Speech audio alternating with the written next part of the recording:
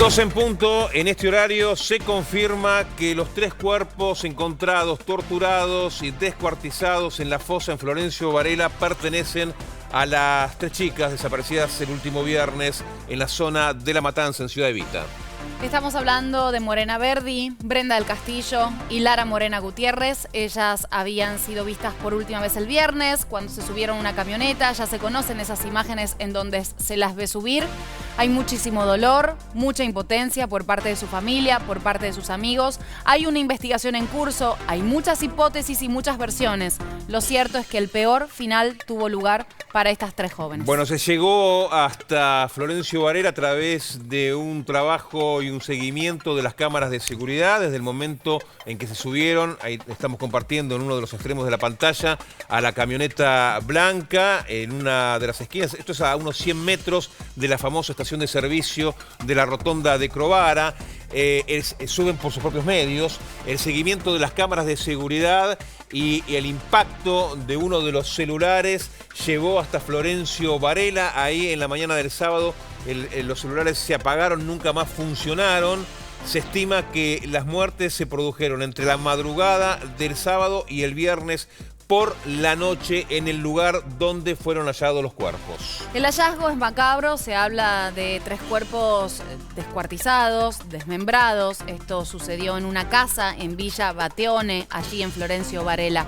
Cuando la policía bonaerense llega al lugar, encuentra a una pareja limpiando la casa que aún tenía rastros de sangre, había muy fuerte olor a lavandina. Estas 2 personas están detenidas y hay otras 2 personas detenidas también, son de nacionalidad peruana, aparentemente serían los dueños de la casa donde aparecieron los cuerpos. Hay un dato que no es menor. ¿Qué tal? Bienvenidos a todos. Es una forma de decir, es un tema muy delicado y que llama la atención de los investigadores. Es que los cuerpos, que además es muy difícil la identificación porque están descuartizados, habrían sufrido torturas.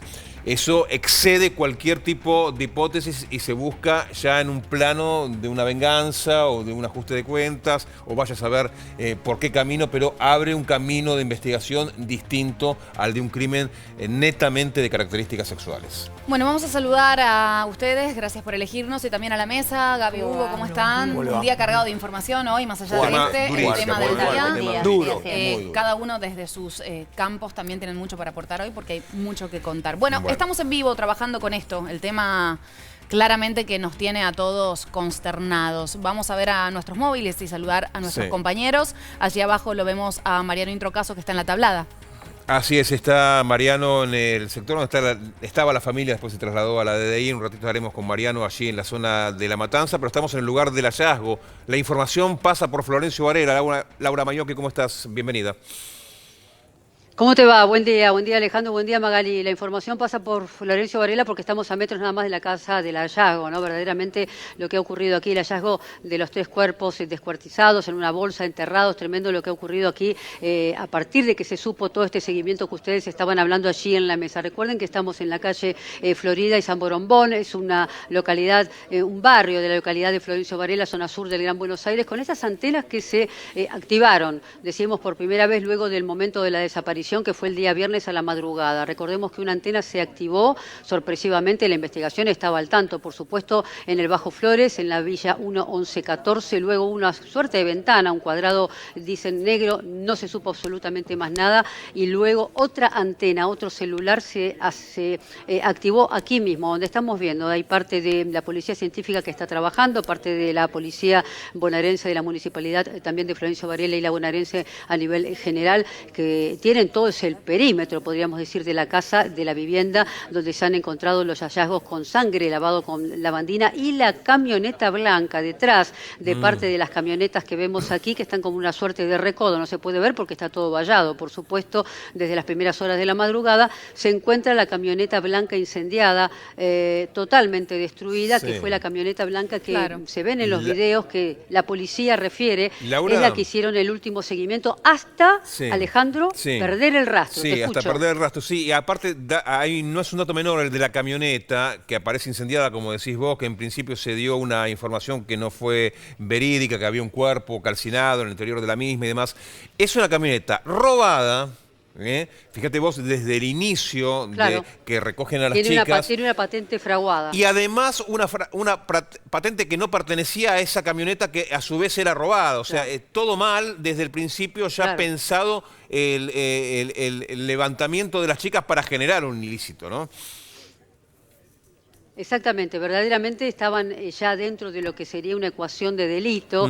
Hay varias teorías todavía, al momento no está confirmado. Recuerden que a partir de las horas del mediodía va a haber una conferencia de prensa de parte del ministro de Seguridad de la provincia de Buenos Aires. Aquí hubo un helicóptero que llegó precisamente a este cuadrante, a una suerte de descampado que tenemos aquí a unos metros, con parte de los efectivos de la policía de la provincia de Buenos Aires, y se llevaron al jefe del operativo de esta DDI local, precisamente a Puente 12, para tratar de tener y entablar una suerte de contacto también con parte de la DDI de La Matanza, y lo que es Tablada también, con parte de los familiares que tuvieron que reconocer rastros, elementos, indumentaria, ropa y las fotos tremendas de las propias chicas totalmente seccionadas, ensangrentadas, tremendo. Bueno, los detalles son tremendos, no se pueden dar. Lo cierto es que a partir de ese momento se sabrá si llegaron aquí con vida y fueron asesinadas aquí y descuartizadas, o si de alguna manera llegaron ya fallecidas. ¿Dónde fue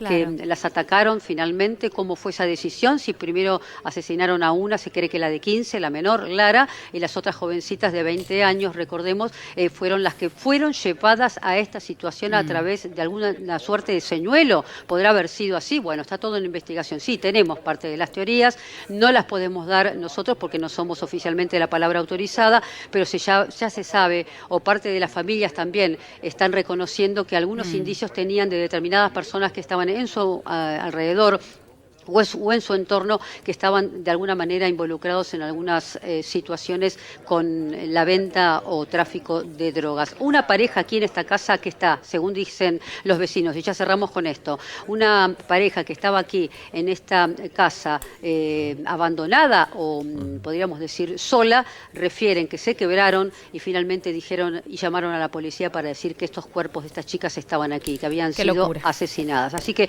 sigue la investigación, aquí estarán por llegar autoridades de la provincia también en cualquier momento, y de la casa, ya se cierro con esto, deben sacar algunos rastros que van a servir para la investigación. Bien, Laura, como siempre, completísimo tu informe, completísimo escucharte. Vamos a volver con vos en un ratito porque tenemos muchas preguntas, más allá de las obvias, sobre todo de la zona, cómo es el barrio y demás, pero espéranos un momento que vamos al móvil de Mariano. Allí estamos, Mariano, te saludamos. Imagino que el lugar en donde estás es el escenario del dolor en este momento.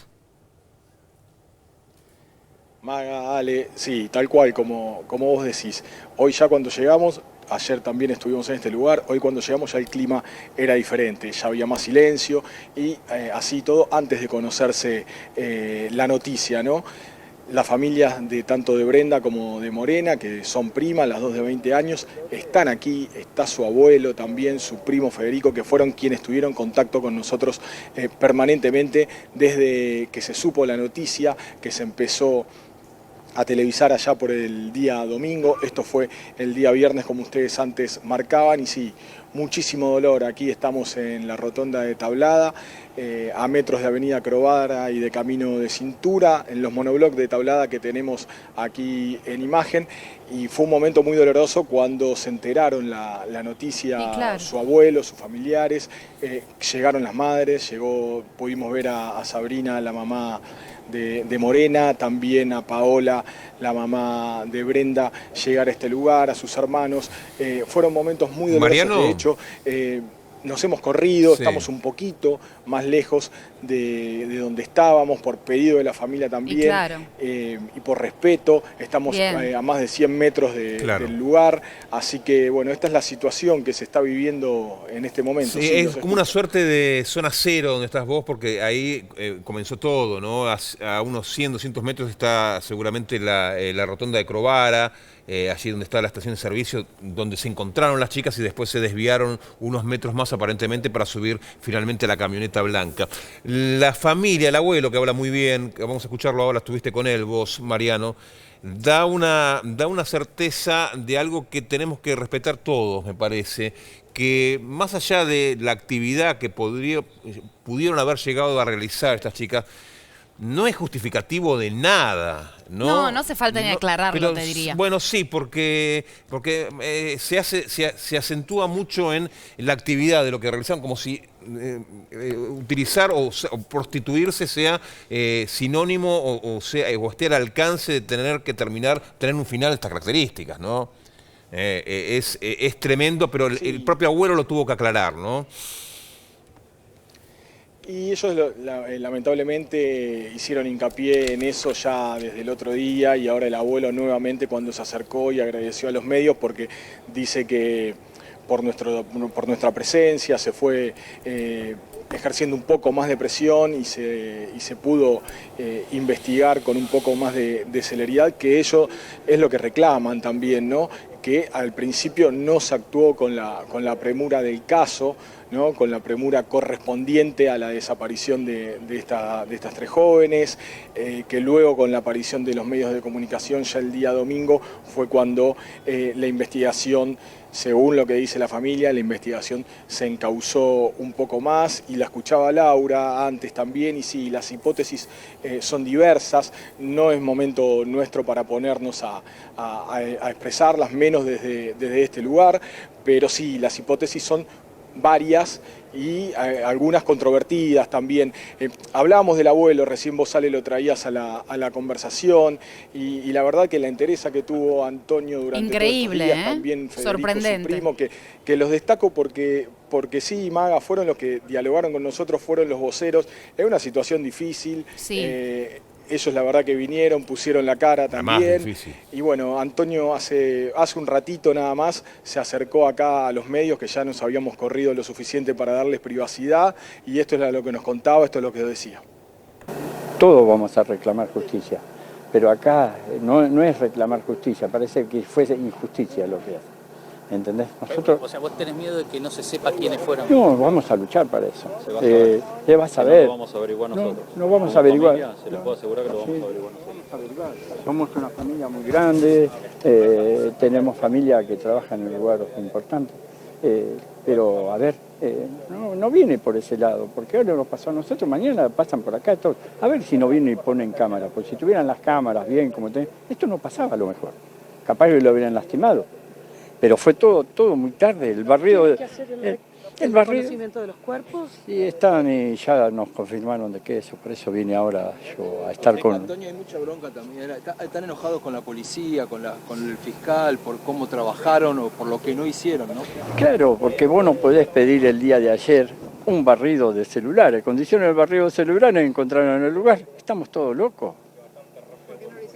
¿Por qué no lo hicieron antes? No es que nosotros venimos a decirle a la justicia tener que trabajar de esa manera. ¿Sabe que yo trabajo de plomero y sé que donde tengo que arreglar una cañería? Ella es la justicia, que saben dónde tienen que ir. Cuando quisieron hacer la denuncia les pidieron 24 horas. Con el que se está hablando el caso, ¿tiene que ver con eso? ¿Qué? No te entendí. Que desde el primer día hay un manto de prejuicio sobre las chicas y sobre qué era lo que hacían las chicas. ¿Cree que tiene que ver un poco eso? No tendría que haber un perjuicio de eso. ¿Sabés por qué? Porque yo dije, vos con tu cuerpo podés hacer lo que vos quieras.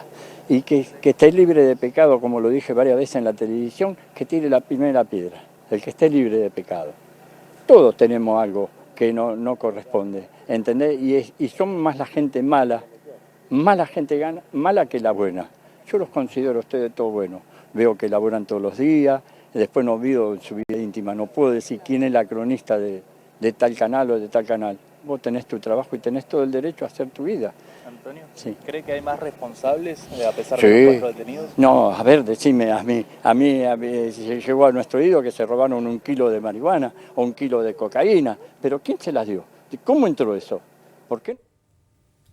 Bien, estas eran las palabras de Antonio, el abuelo. Es un momento muy difícil, las conjeturas están de lado. Vamos a intentar ampliar la mirada sobre qué es lo que pudo haber pasado con las chicas, porque los cuerpos hablan, cuentan una historia, lamentablemente, la peor de todas. A ver, acá lo primero que hay que dejar bien en claro que hay 3 pibas asesinadas. Eso es lo prioritario, que hay que entender, que 3 vidas sesgadas de manera más violenta que vos te puedas imaginar, es de lo que te podemos contar, porque hay cosas que no contamos por decoro de ustedes que están del otro lado. Sí. Pero entender la mente de quien puede llegar a hacer con 3 pibas lo que le hicieron, me parece que es entrar en un terreno difícil, por eso vamos a tratar de que alguien nos ayude a entenderlo. Enrique da Rosa, él es forense psiquiatra, está en comunicación con nosotros. Queremos agradecerle su tiempo. ¿Qué tal? Bienvenido, Enrique, ¿cómo estás? ¿Qué tal? Buenas tardes. Gracias por invitarme. No, por favor. Aún no tenemos todos los detalles de qué es lo que ha pasado con estos cuerpos. Sí, a modo de título, sabemos que han sido torturados, descuartizados. Entonces, imagino que desde tu trabajo estudian las mentes, las personas que son capaces de llevar adelante este tipo de aberración. ¿Qué dice tu mirada de todo lo que sabemos hasta el momento? Yo lo que creo que hace bastante tiempo ya la mirada en la criminología se extiende desde el individuo más al marco de lo social, ¿no? Porque ese individuo está inserto en un contexto social. Ustedes hablaban algo y el señor ese, el abuelo, con una sabiduría quizás no escolástica, no académica, estaba diciendo cosas muy importantes. Una de ellas son chicas en un ambiente particular. No lo decía en esos términos, pero en algún punto decía, son emergentes de la sociedad en la que están. Y yo creo que esa es la lectura que uno hace hoy en las áreas criminológicas o de pensamiento criminal o de psiquiatría forense. Y es que hay algunas modalidades que quedan instaladas y naturalizadas como eso, como naturales, como una narrativa, como la gente cuando habla de cierta manera también tiene ciertos comportamientos. Estos comportamientos se ven mucho, eso es lo que hace la criminología tan interesante en el mundo del crimen, porque uno ve la traslación de una sociedad en varios aspectos, en cómo festejan sus cosas, cómo expresan sus emociones y también cómo expresan sus emociones y sus comportamientos en el crimen. Entonces, parece para nosotros, afortunadamente y privilegiadamente, no entendemos que estamos en capas sociales. Hace unos años un psiquiatra forense extranjero me decía que después de comer una torta Rogel, me dijo, la Argentina es una especie de pasta Rogel, que tiene varias capas que están separadas entre sí, y en una de esas forman parte de lo mismo, pero no están. En esas capas, nosotros a veces vivimos ignorando cómo vive otra gente. Entonces, claro, nos parece casi, por un lado, necesario que aclarar que ciertas actividades no debieran implicar el homicidio, no debieran implicar la violencia, que otras actividades pueden manejarse de otra manera. Y sin embargo, en otras capas sociales, por ejemplo, en la que puede estar, que esta es una de las hipótesis, crímenes de venganza narco o mensajes a un tercero, están naturalizadas, si uno lo ve en un montón de otras causas, una forma de enviar mensajes. Y una forma de enviar mensajes puede ser el homicidio de alguien, por horrible que parezca. Entonces ya no es solamente un individuo que por supuesto tiene una mentalidad criminal, que tiene una serie de características, pero empezó desde su más tierna infancia a aprender un código de violencia que afortunadamente nosotros en otra capa no manejamos. Enrique, te saludo. Quería preguntarte por esto que decís, mencionaste el condimento de los narcos, y si hay algún perfil, alguna estadística respecto de esa especie de saña y crueldad extrema que aparece cuando relatamos los crímenes donde aparece el condimento de los narcos. Bueno, por un lado tenemos algunos sujetos que bajo el impulso de la droga evidentemente tiene mayores impulsos violentos y agresivos, pero creo que el punto principal es cuando, ustedes recordarán el tema de la Virgen de los Sicarios en Colombia. ¿Qué era eso? Era que un chico tenía que aprender a no espantarse frente al homicidio, a tener ese bautismo de fuego, y tenía que asesinar a un inocente, tenía que ser un inocente, no podía ser un uniformado. ¿Y por qué es esto? Porque el sujeto en ese momento se le quiebra algo, no es que tiene algo en más. Después uno lo llamará psicópata, entrará en las categorías de antisocial, lo que quieran, comportamiento criminal de X o lo otro, pero ese sujeto ha perdido un freno frente a un otro como un ser humano, como un semejante, y claramente el otro pasa a ser eventualmente un obstáculo, y un obstáculo del cual tiene que disponer. Entonces, claro, después estas cosas que muy brevemente uno lo dirá, pero descuartizamiento y una serie de cuestiones, o liberarse y una serie de modalidades de desprenderse de ese obstáculo, que claramente es algo que uno tiene una cantidad de frenos, no solamente frenos unitorios, sino que es hasta difícil imaginar en su propio léxico. Es decir, uno tiene que armar una narrativa interna que le permita hacer eso. Ahora, doctor, ¿cómo imaginamos, lamentablemente, ¿no?, que chicas de estas características tan jovencitas, ¿no?, porque hay una nena de 15 años, ¿no?, llega a relacionarse con este tipo de individuos? ¿Qué es lo que lleva, ¿no?, en esta sociedad parece tan manejada por las redes sociales y por lo que se observa y se ve, que una piba de 15 años y dos pibas de 20 se relacionen con gente de estas características? Es que no se relacionan, están relacionadas, forman parte del mismo tejido social. Y al mismo tiempo, ustedes tienen otro relato, que es cierto aparente retraso en la toma de la denuncia por parte de la policía. El problema es que todo forma parte del mismo grupo, que comparte ciertos parámetros culturales. No olvidemos que la violencia tiene, si bien una emergente, tiene una base cultural y estructural. ¿Esto qué significa? Que esa base cultural y estructural, cómo está armada esa sociedad, habilita esto. Respecto a las edades, lamentablemente, el cuerpo como comercio, la sexualidad como comercio, empieza a edades muy inferiores, y uno ve casos mucho más graves, con edades mucho menores, en que ya desde el momento que ese objeto puede ser utilizado para esto, ya no es solamente... Yo tenía una causa en la que un padre ofrecía a su hija de 7 años, diciendo, ahí está y mencionaba su nombre. Y evidentemente esa niña, después de esos 7 años, había asumido como normal que una forma de homenajear a los amigos de su padre biológico, era esa.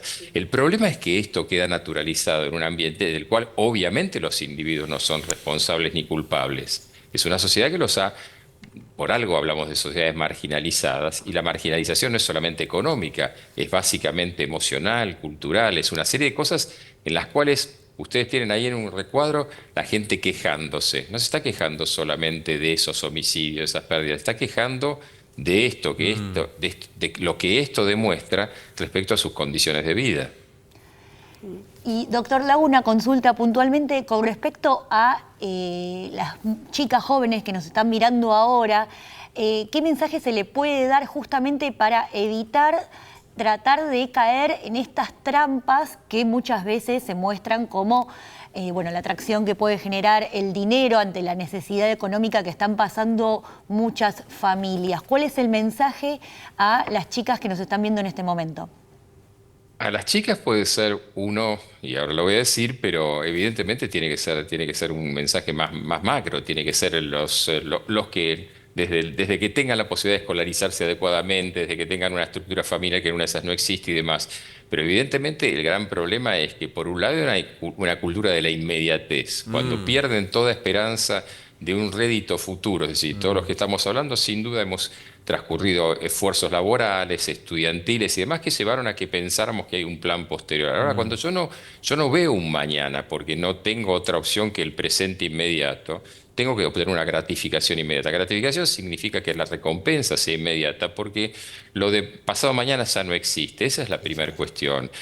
La segunda es que la característica de la adolescencia, de la juventud y la infancia es no tener una baja percepción del peligro. Y en muchos casos, por eso muchos grupos delictivos aprovechan a menores, es que tienen la sensación de estar jugando. Esto pasa en la virtualidad, por ejemplo, también.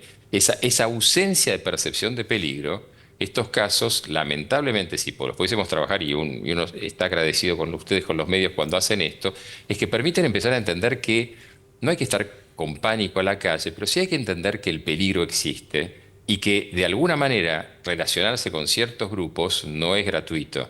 No tiene, por más que tenga una recompensa, esa recompensa, hay muchas chicas que entran en ambientes que no son tan así, pero que pueden tocar un supuesto modelaje y terminan captadas por redes en el exterior. Esto también es conocido y bastante conocido, que chicas que son contratadas como supuestas modelos terminan en un hotel de Emiratos Árabes, pero en realidad siendo acompañantes escort, ¿no? Doctor, de acuerdo a lo que vimos de los restos de las chicas, de lo que se sabe hasta el momento, y según su experiencia, ¿hablamos de algo premeditado? ¿Hablamos de algo que se desmadró y terminó como terminó? hasta el momento, con lo poco que sabemos, su intuición, ¿qué lo hace suponer?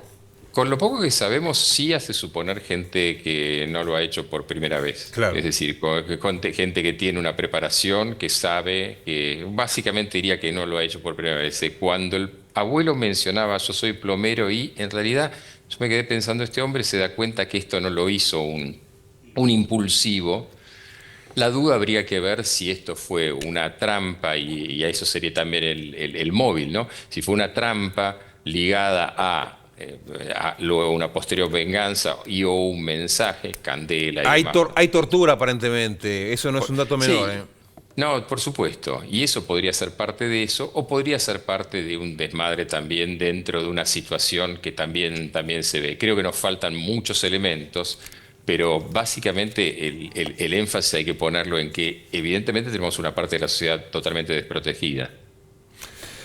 Muchísimas gracias, doctor, por este tiempo. Enrique de Rosa, gracias a ustedes. Muy amable por intentar ayudarnos, aclararnos algunas situaciones que en medio de este dolor, ¿no? Esta situación de sin razón absoluta, hay una lógica, ¿no? Sí. Siempre hay una lógica detrás de un crimen de estas características. Sí, habla de gente que, como él dijo, no lo hizo por primera vez o de alguna manera está organizada y es criminal. Volvemos allí a donde está trabajando Laura Mayocchi, en el lugar donde hallaron a las chicas. Laura, más allá de que supongo que tenés novedades, ¿cómo es el barrio? ¿Cómo es la zona donde están? ¿Salieron algunos vecinos a hablar? Sí, están todos los vecinos aquí alrededor de nosotros. Recordá que es una cuadra y media que está vallada. Recordá que las hipótesis, no teorías, porque una teoría es una confirmación. Las hipótesis que estuvieron esgrimiendo recién con este profesional son todas las hipótesis que manejamos acá en la intensa guardia de prensa. Estamos sobre la calle, podríamos decir Florida y San Borombón, del barrio Beatone, así se llama este barrio muy conocido aquí en la zona, podríamos decir casi oeste del centro de Florencio Varela, que es la zona sur. Fíjate la intensa guardia de prensa y fíjate cómo está todo precintado, cómo hay efectivos de seguridad. Y lentamente te voy a mostrar con la imagen allí al fondo de este patrullero, allí al fondo en este patrullero, en ese descampado, es donde aterrizó el helicóptero precisamente de la gobernación de la provincia de Buenos Aires con las autoridades policiales. ¿Por qué? No solamente se fueron allí desde ese descampado, tuvieron que cortar los alambres. Estamos en lugares de calles de tierra con mejorado, mucho barro aquí en este lugar, es parte de la periferia de lo que sería Florencio Varela. Tuvieron que cortar los alambres para que varios integrantes, 5 en total, de la DDI, de la Policía Científica, de la zona de la provincia de Buenos Aires y Florencio Varela fueran a Puente 12, donde se encuentra el ministro de Seguridad de la provincia. Y aquí mismo, mientras seguimos viendo parte de la intensa guardia que queda montada aquí porque la casa sigue siendo investigada con pericias y hay parte de vecinos y se cree que algunos familiares también están ya llegando a esta zona de Florencio Varela. Decimos, está el jefe de seguridad del mismo municipio.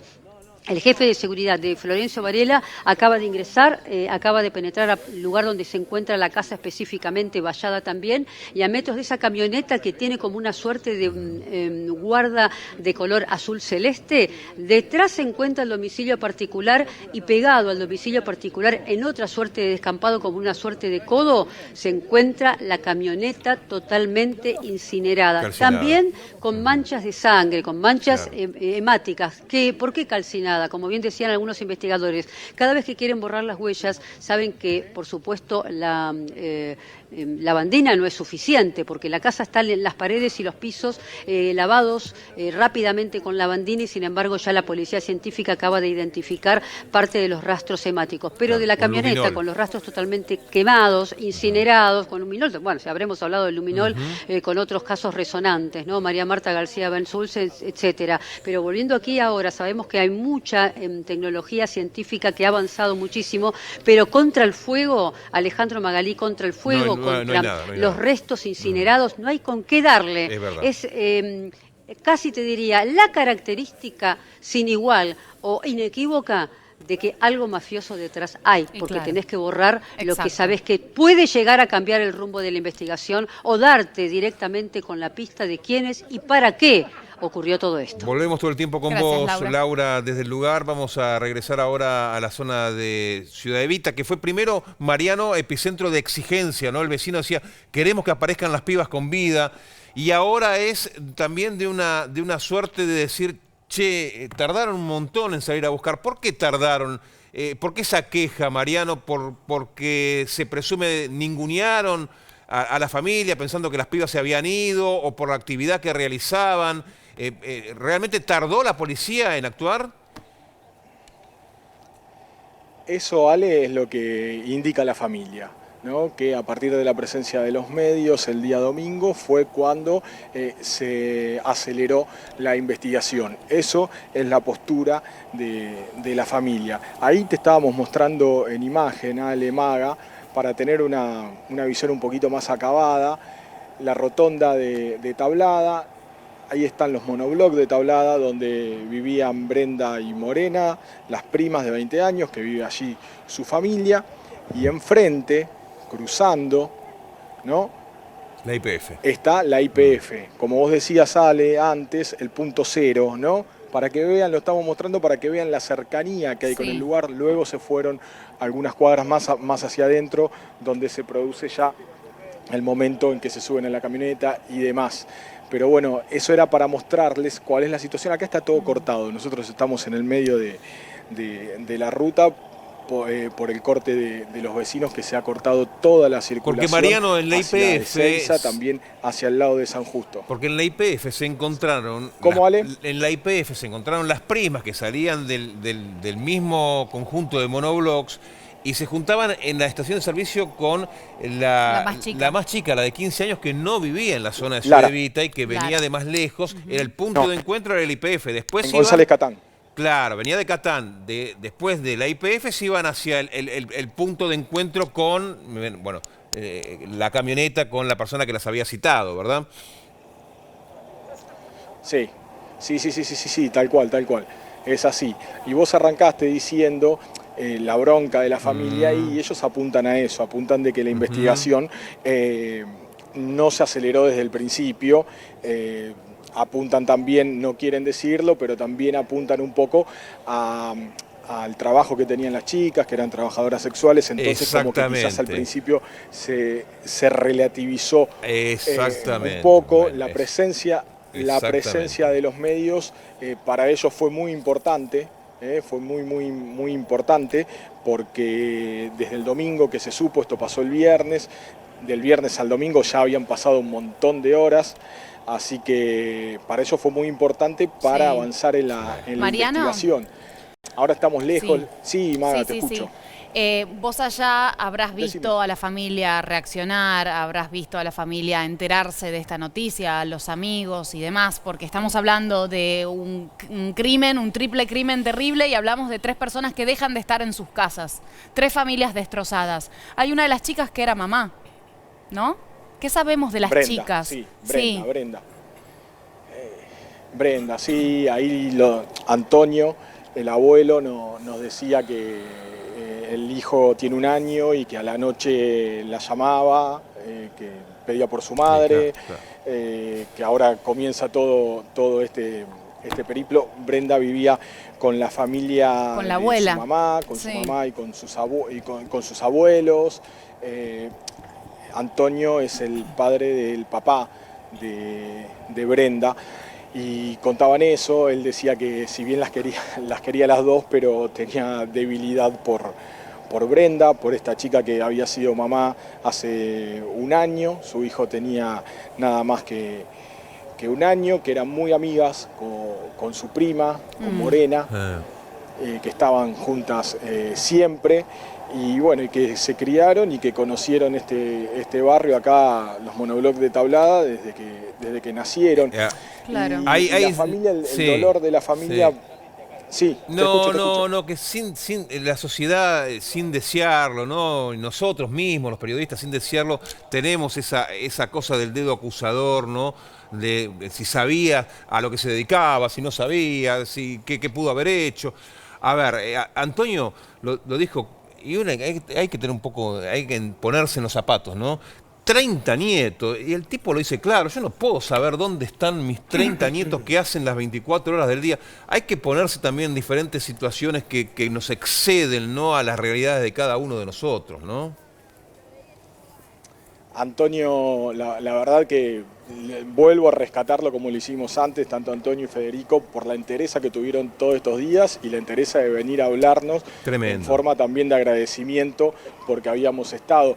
Antonio es un trabajador, él dijo que es plomero, se dedica a eso, obviamente que no sabe qué hace todos sus nietos, él sí dijo que creía que sus nietas trabajaba de mesera, así que, pero eso es todo, no es momento quizás de pararnos sobre el tema, como dicen ustedes, pero bueno, es muchísimo el dolor que tiene la familia. Y retomando una cosa que había dicho Maga, sí, el momento exacto fue a las 11 menos 10 de la mañana cuando se da la confirmación.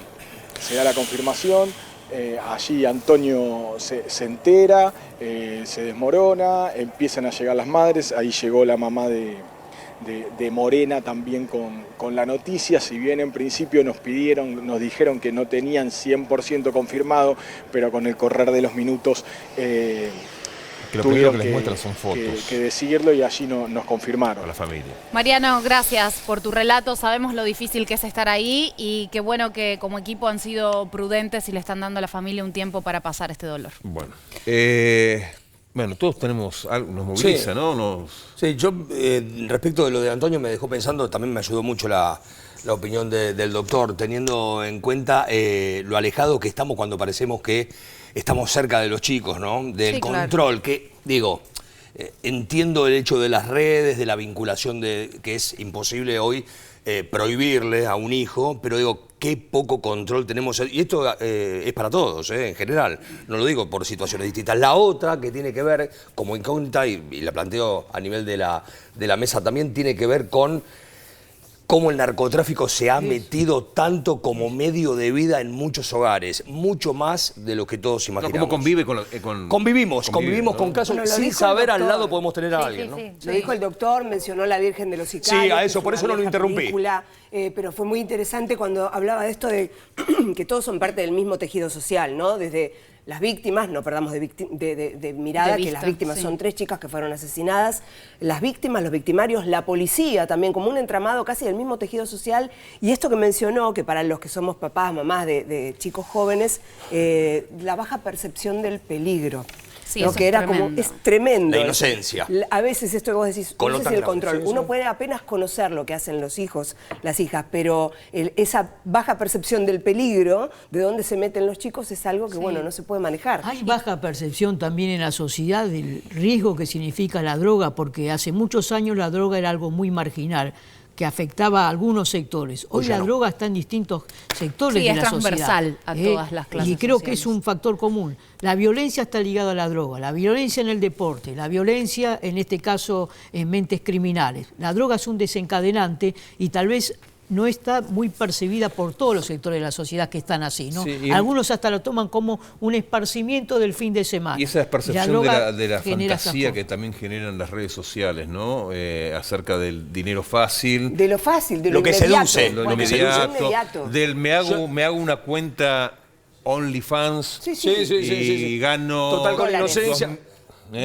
Dólares. Lo peor que encima es verdad, que ganan mucho dinero siendo quiero tener jóvenes, mi iPhone y lo consigo a y te cualquier diré que precio, incluso ¿no? más allá de las redes sociales y más allá de la propia juventud, porque acá hablamos de 3 mujeres, 2 de ellas de 20 años, son chicas y no son tan chicas, han sido engañadas. Claro. Han sido engañadas claramente y una vez más las mujeres aparecemos como los cuerpos fáciles de vengar, los cuerpos fáciles de hacer desaparecer, de descuartizar. De descartar. De descartar y más allá de las redes sociales y el peligro, creo que la llegada del narcotráfico y la convivencia con el narcotráfico hace que muchas veces en situaciones que creemos inofensivas como una fiesta o como... si las chicas eran prostitutas, ir a trabajar a una noche a algún lugar, termina pasando lo que pasó. La baja percepción de peligro, vuelve a estar ahí, porque la prostituta, si no percibe que es un lugar peligroso, cae en estas aparte se va garras. mutando el delito, ¿no? Dentro de ese mismo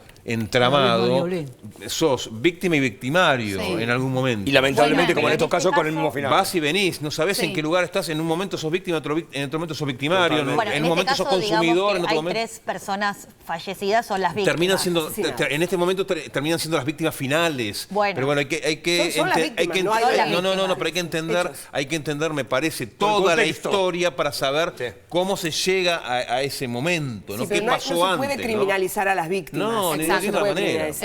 No se puede dejar de lado el avance del narco en los barrios muy vulnerables, esa es la realidad de hoy. Olvídate. Y es algo que no podemos naturalizar. Es transversal, como dijo Maga hoy. Y aparte todos. me parece importante no entrar en esto de la buena víctima y la mala víctima. Si También. sos víctima, sos víctima.